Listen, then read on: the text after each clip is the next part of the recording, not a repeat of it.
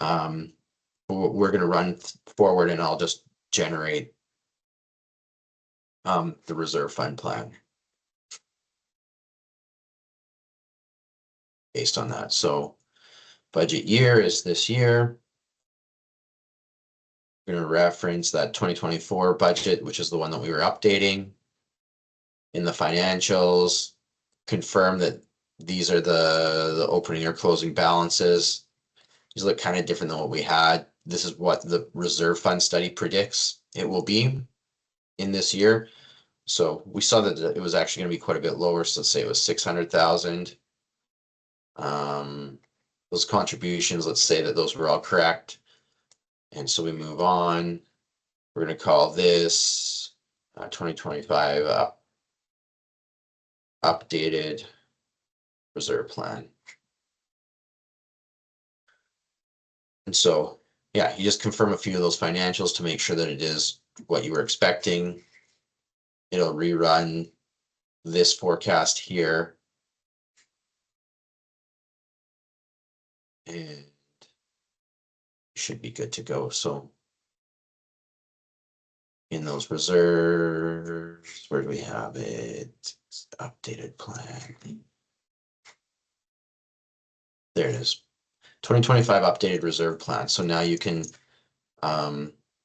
quick download of this, and it's basically going to take all that updated information and kind of that dashboard overview that I had and run it into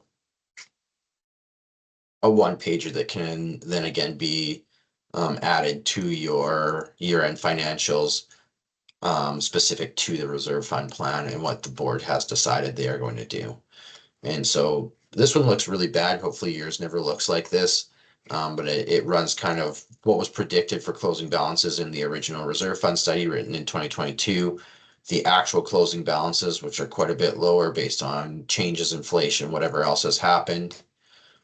Lays out the planned expenditures for the next financial year. So you recall I updated that to 125,000, and we added that $25,000 carpet. So that just lays out there so you can see it.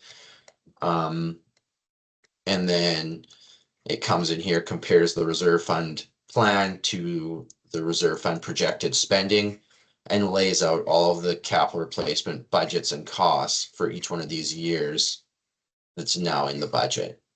And this is your current year, but it shows you the next 5 years as well and how what budgets are coming up.